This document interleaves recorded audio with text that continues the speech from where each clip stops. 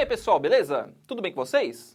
Espero que esteja tudo bem, que vocês estejam tranquilos, atentos e preparados para a aula da vez. Aliás, falando ainda sobre a crise financeira / econômica / social / política a partir de 2008, afetando algumas nações europeias. Então, nesta aula, nós vamos comentar sobre alguns países específicos. A gente já falou aí sobre o contexto geral, né, da economia no âmbito mais global, pensando principalmente do ponto de vista dos Estados Unidos e da Europa como um todo, e agora a gente vai falar sobre algumas nações específicas.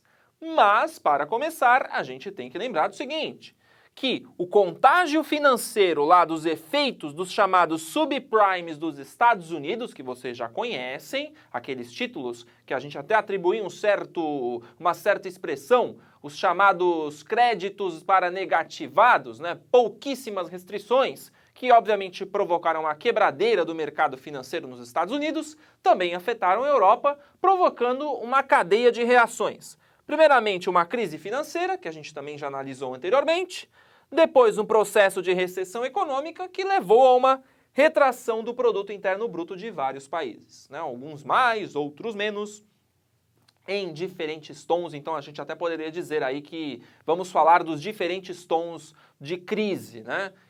Então esses diferentes tons é que a gente vai analisar. E aí eu vou começar falando um pouquinho sobre algumas nações do sul do continente europeu que foram fortemente afetados por essa crise. E aí atribuiu-se, aliás, a estas nações alguns apelidos, algumas denominações bastante peculiares. Então algumas publicações do mercado financeiro, como o Financial Times, o New York Times, o The Guardian, o The Economist também, né, que atribuiu, cheguei a trabalhar para esses caras, inclusive, né, nesta época, e também algumas publicações norte-americanas, né, como a Newsweek, como a Time, que começaram a atribuir algumas expressões para esses países. Para Portugal, para Espanha, para Itália, para Grécia e até para a Irlanda, que são países aí que tiveram questões bastante graves associadas à crise de 2008. Entre essas expressões, talvez vocês já tenham ouvido falar, da mesma maneira que a gente tem a expressão BRICS para países de rápido crescimento, como Brasil, Rússia, Índia, China, né, e África do Sul, atribuíram a expressão PIGS. Né? Então, vocês pegaram lá a expressão PIGS, P, né, P de Portugal, I de Itália, depois a Irlanda entrou no meio com outro I, então ficou PIGS, né, a Grécia e a Espanha. Alguns chamaram de economias porcinas, porque eram títulos, principalmente porque os títulos públicos desses países eram considerados podres, sujos, tais quais os porcos num chiqueiro. Então percebam, né, outra expressão bastante pejorativa. Outros chamaram de cinturão do azeite, né? Então, por mais que a expressão seja para alguns até engraçada, né, mas mesmo assim pejorativa, né? Você acaba dando uma pecha para esses países bastante negativa, né? Outros chamaram de Clube Med, porque são países do sul do Mediterrâneo, né, ali da região mediterrânea, e tem uma rede de hotéis que talvez vocês conheçam, Clube Med, chamando esses países de um grande resort, né, onde ninguém faz nada, onde tudo fica ao Deus dará, e por aí vai, né? Então percebam que até hoje o sul da Europa é encarado por algumas nações mais centrais ali como países não muito sérios. E é claro que eles foram duramente afetados pela crise econômica de 2008, e é claro que além de todas essas questões que a gente comentou aqui, né, que vão muito para além dessas denominações que se fazem, né, aliás, algumas bastante preconceituosas, você tem fatores estruturais que de fato fizeram essas nações se tornarem bastante problemáticas no âmbito da crise. E aí a gente começa por Portugal. Bom, primeira coisa, Portugal, talvez vocês não lembrem, mas Portugal, depois da sua redemocratização ali em 75, né, começou a passar por um período de reestruturação econômica, de ajustes num processo dentro do sistema democrático, e em 86 Portugal entrou para a zona euro. Então passou a fazer parte da chamada União Europeia. E a União Europeia, como vocês sabem, ela é muito mais do que um bloco econômico comum. Né? Ele prevê, por exemplo, ali, entre outros fatores, ajustes estruturais que façam com que as diferentes nações do bloco estejam mais ou menos equiparadas do ponto de vista econômico, social e político. E aí é claro que alguns fatores foram necessários para que Portugal chegasse num patamar parecido com os dos seus vizinhos mais ricos. E aí, Portugal passou a ter uma dependência muito grande de investimentos, especialmente dos países mais ricos, né? Então, uma espécie de transferência de recursos.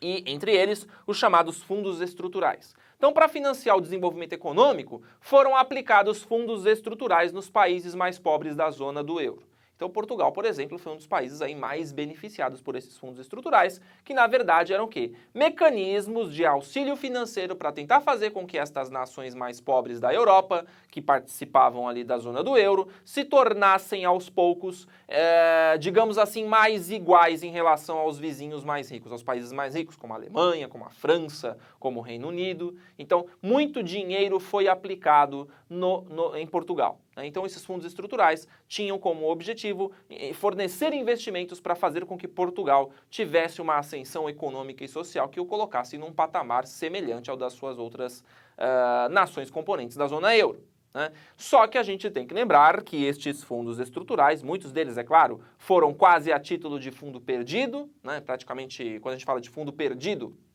uma expressão similar a uma doação, mas boa parte foram empréstimos concedidos a Portugal, justamente para investir na infraestrutura. Claro, com condições mais favoráveis, né, porque se tratava ali de um programa de auxílio.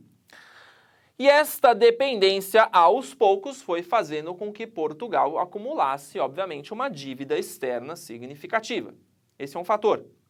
Outro fator: abertura ao mercado externo, porque uma das premissas da União Europeia, enquanto bloco econômico, um bloco de integração, é, obviamente, ir derrubando as suas fronteiras, as suas barreiras comerciais, econômicas, tarifárias, de forma a compor um bloco econômico único. Então, nesse sentido, Portugal foi abrindo as suas portas para o mercado externo, e é claro, né, quando você abre as suas portas para o mercado externo, no caso da União Europeia, você também abre as suas oportunidades para vender em outros mercados, já que você tem uma unificação do seu sistema tributário, das tarifas, dos impostos, enfim. Então, nesse sentido, é claro que Portugal passou aos poucos a ir recebendo cada vez mais produtos do exterior e vendendo mais para a zona euro.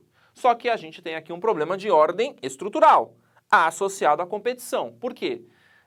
Você coloca, por um lado, do lado das exportações, a chance de Portugal exportar mais produtos para a zona euro.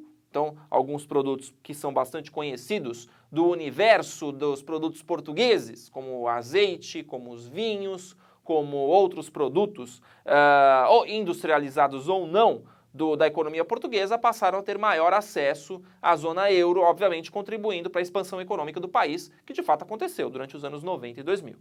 Mas, por um outro lado, colocou em xeque um fator aí, a competitividade. Por quê?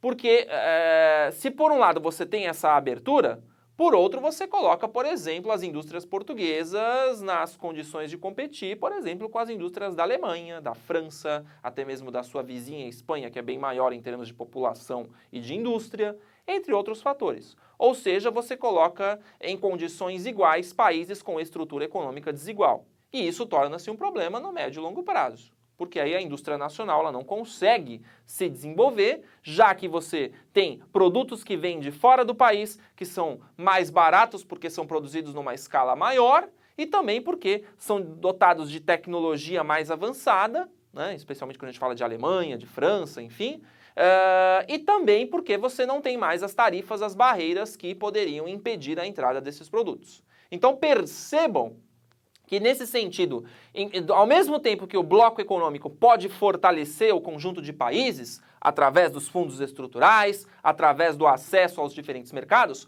por um outro lado ele também pode enfraquecer vários setores, como por exemplo da indústria. E isso a gente sabe muito bem aqui no caso brasileiro, quando se processou a abertura da economia ao longo dos anos 90. A gente teve que colocar em condições de igualdade a indústria brasileira e a indústria estrangeira sem as mesmas condições, óbvio. Né? Porque para você competir, você tem que colocar em condições de igualdade. Senão isso se torna um problema. E em Portugal isso não foi diferente, né? Tornou-se um problema. Outra questão, as políticas neoliberais. Uma vez que, durante os anos 80, assim que Portugal, especialmente assim que ele ascende à zona euro, as políticas neoliberais acabam sendo colocadas como ordem do dia, como ordem da casa, especialmente influenciadas ali por figuras como a da Margaret Thatcher, que vocês talvez tenham ouvido falar, a Dama de Ferro, por alguns cultuada, por muitos outros odiada, já que as políticas neoliberais, vocês sabem, né, promovem a desestatização ou a privatização de empresas públicas, promovem corte dos gastos públicos, que obviamente cortam gastos sociais, e aí este é o motivo do ódio de muitos. Em Portugal, essas medidas acabaram também sendo adotadas porque a onda neoliberal ela varreu o mundo aí ao longo dos anos 70, 80 e 90, e a gente sabe que, em função das características estruturais do capitalismo, em alguns momentos a gente percebe que não dá muito certo, especialmente porque você acaba tendo um descompasso com a responsabilidade fiscal. Vocês conhecem um princípio básico da economia, das finanças, que é aquela coisa, né? Não se gasta mais do que se ganha. Este é um princípio, né? Se você gastar mais do que você ganha, você vai ter problemas. Por exemplo, ficar endividado ou ficar sem crédito. E é claro que aqui, a adoção de políticas neoliberais, né, ela não acompanhou as políticas estruturais portuguesas. Então, por exemplo, se por um lado Portugal investiu pesadamente lá com a contração de empréstimos ou a aplicação dos fundos estruturais para melhorar as condições do país, né, por outro, o país foi cortando gastos, foi cortando investimentos. Então, alguns investimentos, como por exemplo, nas áreas de saúde, de educação ou nos setores, nas políticas sociais, embora num primeiro momento elas possam vir a ser encaradas como gastos, no futuro elas vão, por exemplo, preparar mão de obra mais qualificada, pessoas mais capacitadas para a execução das funções na indústria, no comércio, nos serviços. Então, na verdade, não é um gasto, é um investimento. Esse é um ponto. Um outro ponto que a gente tem que destacar está relacionado ao que eu falei para vocês, não se gasta mais do que se ganha. Ou seja, a aplicação dos recursos disponíveis, ela deve ser racionalizada de maneira a atender aquilo que é realmente importante. Então, o que se observou em Portugal ao longo dos anos 90, por exemplo, foi que muitos dos gastos aplicados no serviço público português estavam associados à burocracia estatal. Que, aliás, acabou fazendo com que o funcionalismo público se tornasse excessivamente inchado em detrimento de outros setores mais importantes. Então isso acaba fazendo com que aqueles ajustes estruturais da economia não fossem geridos de maneira eficiente, elevando os gastos da dívida pública e, por consequência, a sua dívida externa. Então percebam que você tem aí problemas associados tanto aos excessos das políticas neoliberais, quanto à má gestão dos recursos, já que você tem uma capacidade limitada de gastar. Você não pode gastar mais do que você ganha. E aí você tem também outro fator. Estes gastos, por exemplo, que poderiam ter sido mais direcionados à geração, por exemplo, de uma mão de obra mais qualificada ou a modernização da economia no sentido de tornar Portugal mais competitivo e gerar mais divisas, talvez aí não tenha sido corretamente aplicado, de maneira mais incisivamente adequada aos padrões aí do capitalismo moderno. Então isso acaba fazendo com que se gere um descompasso bastante grande. E obviamente que isso também vai levar a um processo de crise. E aí isso acabou levando ao aumento da dívida pública, já que você gastou muito dinheiro através aí do pagamento dos empréstimos contraídos ao longo dos anos 90 e 2000 e também fazendo com que a dívida pública aumentasse em função do aumento dos gastos públicos. É claro que aí, além da dívida pública, a gente tem a baixa capacidade de manter a sua estrutura. Por quê? Primeiro, você tem um país que tem mais ou menos 10 milhões de habitantes. Então é um país pequeno em termos populacionais e que não tem, obviamente, uma mão de obra ou uma massa populacional capaz de compor lá uma população economicamente ativa tão grande como a do Brasil, tão diversificada. E outro detalhe, as bases econômicas, que aqui talvez seja os dois pontos mais interessantes. Em relação à população, a gente sabe que a estrutura populacional de Portugal ela está muito mais associada a uma pirâmide invertida, na qual a população já é mais envelhecida do que em outros países como o Brasil, por exemplo. Então, obviamente que isso faz com que o mercado consumidor ele vá se reduzindo ao longo do tempo, porque a gente sabe que no capitalismo há uma tendência da população mais jovem em idade ativa consumir muito mais. E um outro detalhe está associado às bases econômicas. Portugal, um país aí que esteve durante muito tempo dependente das atividades ligadas à agropecuária, à indústria de setores considerados mais básicos da economia e que obviamente não geram tanto dinheiro quanto se, por exemplo, Portugal estivesse em setores mais avançados ou tivesse uma indústria mais diversificada, né? Só que aí também você esbarra num outro problema, que é o mercado consumidor português é pequeno, o que não justifica ter um parque industrial tão complexo, né? Além do fato de estar na zona euro, então os parques industriais mais complexos vão estar próximos às áreas economicamente mais ativas, né? E não é o caso de Portugal. Então percebam que você tem esse conjunto de fatores que vão fazendo com que Portugal, ao longo dos anos 90 e em princípios dos anos 2000, vá vendo a sua dívida pública crescer, né? Vá vendo a sua capacidade do Estado de manter os serviços públicos de não ser tão grande, né? Já que tenta-se, por um lado, manter o mesmo padrão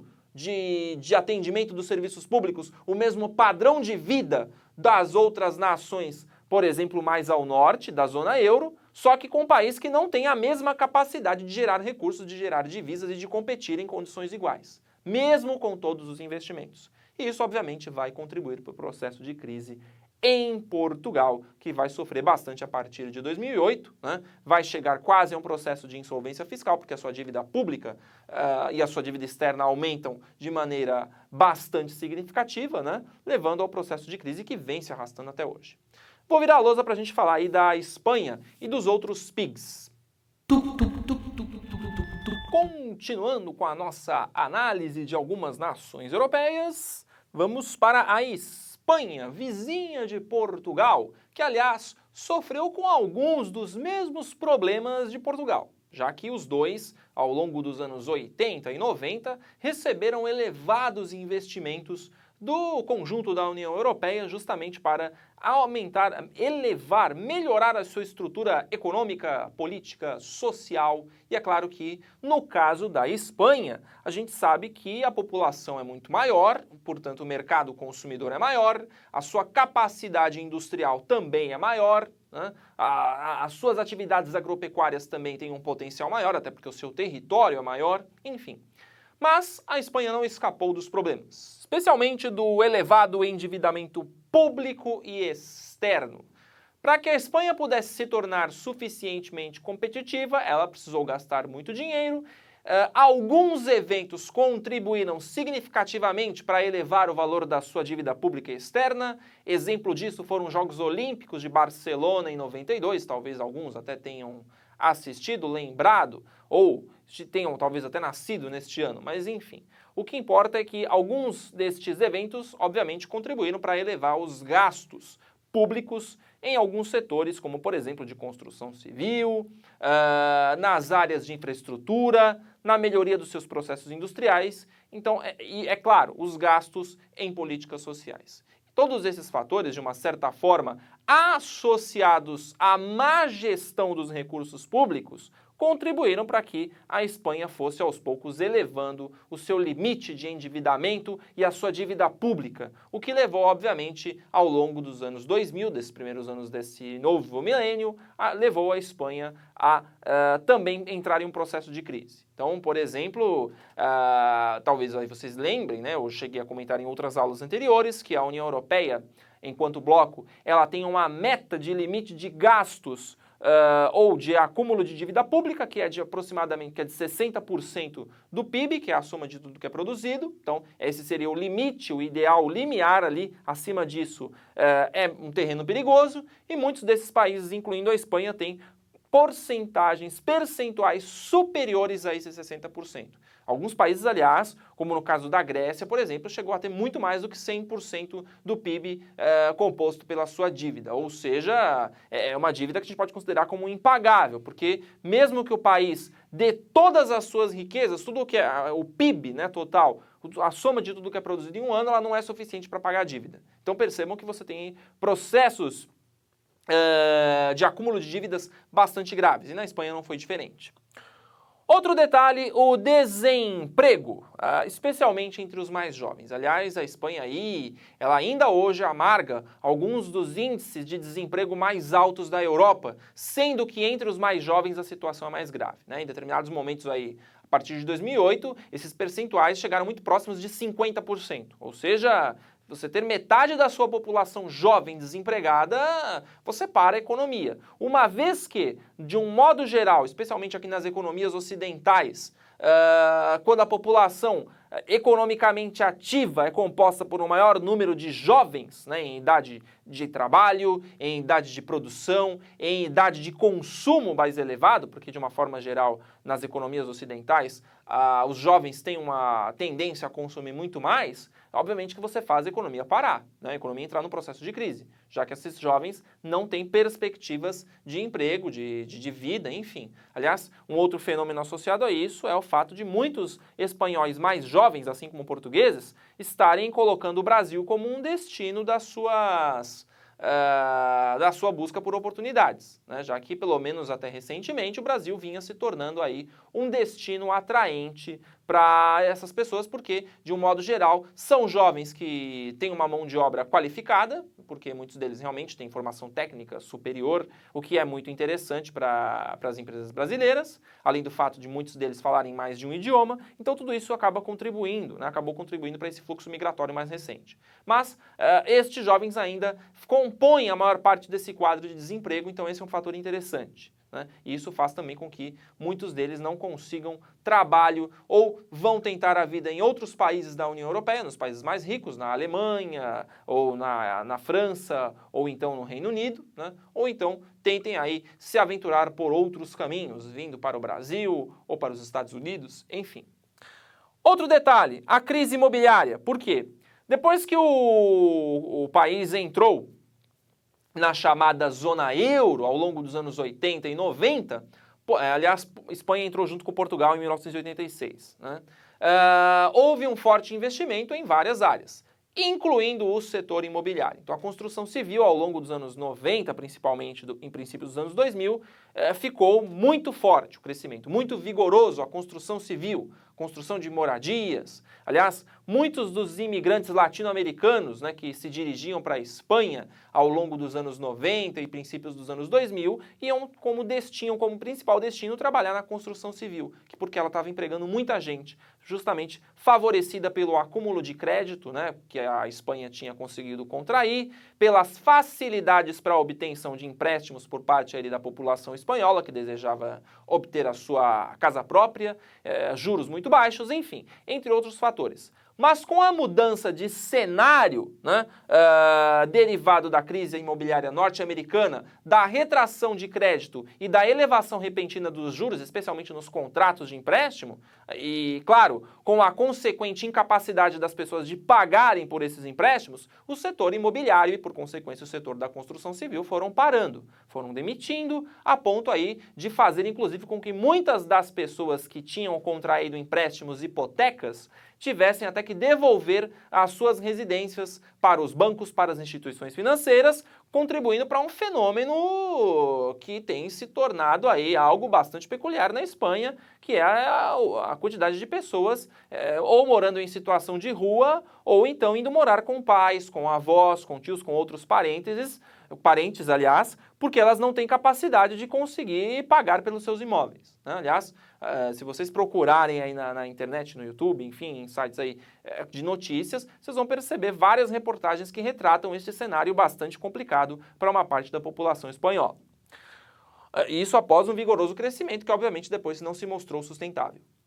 Depois, a crise do sistema financeiro, principalmente aí, entre outros fatores, da incapacidade das pessoas de pagarem por suas hipotecas, pagarem pelos seus compromissos financeiros. Isso fez com que a crise se alastrasse também sobre o sistema financeiro, o que fez com que o governo espanhol tivesse, em alguns momentos, de injetar dinheiro no setor financeiro, por exemplo, para estimular bancos maiores a comprar bancos menores. Isso, de fato, fez com que, por exemplo, o número de instituições financeiras na Espanha se reduzisse bastante, né? Tal qual no Brasil a gente vem observando, né, uma consolidação do mercado financeiro das instituições bancárias, que, por exemplo, durante a década de 90 eram muitas e hoje são bem poucas, né? Você tem hoje poucas redes nacionais, poucos bancos nacionais, poucos bancos de varejo operando no Brasil, justamente porque as fusões e aquisições são mecanismos para tornar os bancos mais fortes e talvez aí menos vulneráveis. E aí na Espanha o governo estimulou esse processo, é claro, isso teve um custo que contribuiu inclusive para o endividamento público do governo espanhol, que hoje também está numa situação bastante grave porque o seu endividamento ele é muito superior àquela meta de 60% determinada pela União Europeia. E isso fez com que também a Espanha entrasse nos chamados grupos dos PIGs, economias porcinas, cinturões das oliveiras, enfim, né? Aquelas expressões que vocês aí já ouviram no princípio de aula. Então, você tem esse quadro também na Espanha e claro que essa insolvência fiscal ainda está um pouco longe de ser resolvida. Depois a gente tem a Irlanda, que aqui neste caso, né, ela não faz parte dos países do Mediterrâneo, mas passa por um processo de crise que se tornou bastante grave, né? Tanto é que a Irlanda era conhecida aí em princípios dos anos 2000 como um tigre celta, né? Um tigre que, aliás, virou um gatinho, né? Porque realmente a economia acabou desacelerando. A expansão foi muito acelerada, tal qual na Espanha, especialmente porque a construção civil e o ramo imobiliário, em função do excesso de crédito, né, conseguiram ali expandir as suas atividades e, é claro, as pessoas iam contraindo empréstimos, hipotecas, com as condições muito facilitadas das instituições financeiras do país, mas o elevado endividamento e o estoque de residências que se tornou muito elevado começou a pressionar os preços para baixo. Até porque você tem lá uma relação entre oferta e demanda, que é um princípio básico do capitalismo. Se eu tenho excesso de oferta, para que eu consiga vender, eu preciso baixar o preço. E quando eu baixo o preço, eu faço com que aquele investimento que eu fiz no setor imobiliário, que em princípio foi elevado, eu comece a ter prejuízo, né? Associado, é claro, ao cenário de crise, porque esse cenário de crise fez com que algumas instituições aumentassem as taxas de juros, colocasse as pessoas numa situação de insolvência fiscal, de não conseguir pagar suas dívidas, então isso também contribuiu. Outro detalhe, os gastos públicos excessivos que não acompanharam a arrecadação de impostos, especialmente quando ela começou a cair, né? Como eu falei para vocês, um princípio básico, não se gasta mais do que se ganha, então os recursos financeiros disponíveis têm que ser muito bem pensados, né? Os gastos têm que ser muito bem pensados e, obviamente, as prioridades têm que ser dadas para áreas realmente essenciais, né? E, nesse sentido, é claro que houve um descompasso entre os gastos públicos e os impostos. O que levou, obviamente, também a uma situação de desemprego. E aí é um fator interessante que a gente tem que analisar o seguinte, eu falei para vocês de tigre celta, porque a Irlanda, ela teve muito associada nesse seu crescimento econômico ao longo dos anos 90 e 2000, a alguns setores como de tecnologia da informação, né, biotecnologia, ou seja, setores avançados da economia. Mas ela mesmo assim não conseguiu resolver o seu cenário de crise em função aí da sua retração econômica. E aí alguns poderiam se perguntar, poxa, mas se a Irlanda é uma economia considerada avançada, como que mesmo assim, com atividades econômicas que geram tantos recursos financeiros, como mesmo assim ela conseguiu entrar em crise? Bom, a gente tem alguns fatores. Primeiramente, porque a maior parte dos investimentos nessas atividades ligadas à tecnologia, elas são investimentos feitos por multinacionais, ou seja, empresas que não são irlandesas, são de fora da Irlanda. E obviamente que num cenário de crise, o que as multinacionais fazem, né? Elas vão levar os seus investimentos para lugares mais atraentes e seguros. E aí, nesse sentido, é claro que a Irlanda também acabou perdendo um pouco da sua capacidade, da sua competitividade. E aí, ela acabou também elevando a sua dívida pública, o seu endividamento externo, o seu desemprego, o que levou a uma recessão econômica. E fez a Irlanda ser incluída nos grupos daqueles chamados PIGs, tá? Eu vou falar daqui, assim que eu virar a lousa, do último caso, que é a Itália, né? E comentar bem por cima a Grécia, porque a gente vai ter uma aula específica sobre Grécia. Bom, a gente faltou falar aí somente de duas outras nações, a Itália e a Grécia. Aliás, aqui no caso da Itália, a gente tem que dar um certo destaque. Primeiro, a Itália é um dos países mais populosos da Europa, uma população de mais ou menos 60 milhões de pessoas. E não só isso, a Itália é o quarto maior país da Europa em termos econômicos, a quarta maior economia, tem um peso econômico mais ou menos aí semelhante ao do Brasil, um PIB aí de mais ou menos 2 trilhões, um pouco menor que o do Brasil, né? Até 2008, 2009, a Itália era a sétima maior economia, né, e o Brasil passou. Então, mas mesmo assim a Itália no contexto mundial e no contexto europeu é uma economia de grandes dimensões. E até por isso, qualquer respingo da crise sobre a Itália poderia afetar seriamente toda a economia europeia. Então é claro que a União Europeia, através dos seus organismos financeiros, como por exemplo o Banco Central Europeu, as nações componentes do bloco tinham uma preocupação gigantesca com o que poderia acontecer na Itália. Né? Aliás, tem outro fator associado a isso que é a sua dívida, né? Elevadíssima, especialmente sua dívida pública. Se a gente for somar tudo isso, daria mais ou menos 1,9 trilhão de euros, né? de dólares, desculpe. Né? Então, quase o mesmo tanto daquilo que o país consegue gerar como PIB, ou seja, elevadíssima. E a gente sabe que, nesse caso aqui, assim como em outros casos, os países não respeitaram aquelas metas da União Europeia de fazer com que a sua capacidade de endividamento se limite a, no máximo, 60% do PIB. Então, é uma situação bastante grave e que colocou a União Europeia, através de um fundo de estabilização, um mecanismo para tentar conter a crise na Itália. Então, foi disponibilizado algo em torno de 1 trilhão de euros, né, para conseguir salvar, digamos assim, a economia italiana, né, fazendo os ajustes estruturais nos serviços públicos, cortando gastos, obviamente, fazendo com que também o sistema financeiro fosse de uma certa forma salvo, né, fazendo com que instituições ali com problemas de insolvência, com problemas de liquidez, fossem socorridas pela Itália, entre outras medidas. Então, percebam que também aí você tem uma preocupação muito maior pelo tamanho, pela dimensão da economia italiana, né? Então, uma preocupação que, obviamente, nos leva a pensar, né, que, em certos aspectos, alguns países acabam sendo mais importantes do que outros. Então, em função da preocupação com a economia italiana, a União Europeia decide, né, fazer ali tomar algumas medidas para conseguir conter esta crise na Itália por ser considerada uma economia muito forte. Outra questão importante, né, além dessa necessidade de blindagem, né, da economia italiana, está associada a uma crise política. Até porque talvez aí alguns de vocês desconfiem, né, que em função de crises políticas você pode afetar a economia, especialmente quando você tem divergências entre determinados setores políticos, né?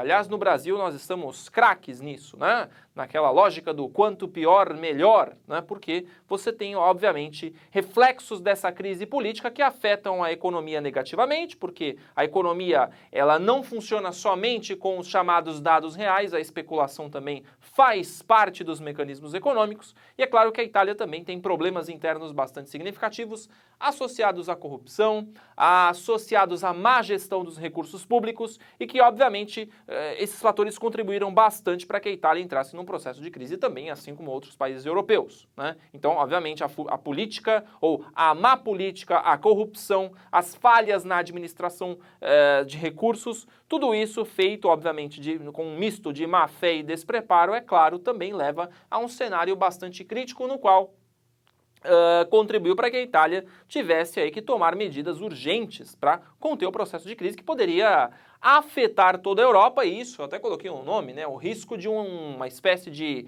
efeito Itália, ou efeito macarrão, ou efeito lasanha, qualquer coisa desse tipo, né? Aliás, é uma coisa muito peculiar das crises mundiais, né? No México, lá em 94, era o efeito tequila, né? No Brasil virou o efeito samba, né? Enfim. E aí aqui a gente poderia até chamar de efeito lasanha, porque realmente você teria aí uma contaminação econômica que afetaria de maneira mais direta a Europa, uma vez que a Itália tem um peso econômico muito grande sobre o continente, muitas multinacionais europeias são italianas, algumas vocês conhecem, né? Entre outras questões. Então percebam que a Itália também, mesmo sendo uma economia grande, com uma dimensão com peso muito grande, aliás, a sua dívida pública, né, se a gente fosse somar aqui, ela é maior do que todos os outros países ali juntos do sul europeu, né? Então, obviamente que esses fatores contribuíram bastante aí para as preocupações recentes em relação à crise de 2008. Então a Itália também vem passando por um processo aí de tentativa de fazer a reestruturação da sua economia. Claro, isso vai levar algum tempo ainda, porque a Europa como um todo ainda tem questões internas, né, a serem resolvidas para conseguir modificar esses mecanismos. E por último, aí eu coloquei a Grécia, né? A Grécia também aí num processo de crise que, aliás, ela vem se arrastando, né? Em 2011 você teve algo parecido, né, com o que acontece em 2015, em função da sua dívida pública elevadíssima, da sua incapacidade de manter até mesmo serviços públicos básicos, né, num processo de insolvência fiscal completa, né, a ponto de quererem até tirar a Grécia da União Europeia. Mas este é um assunto para uma outra aula específica em que a gente vai tratar especificamente aí da Grécia, tá bom, gente? Espero ter ajudado vocês aí em mais estes assuntos associados à crise de 2008. Espero vê-los nos próximos. Até mais.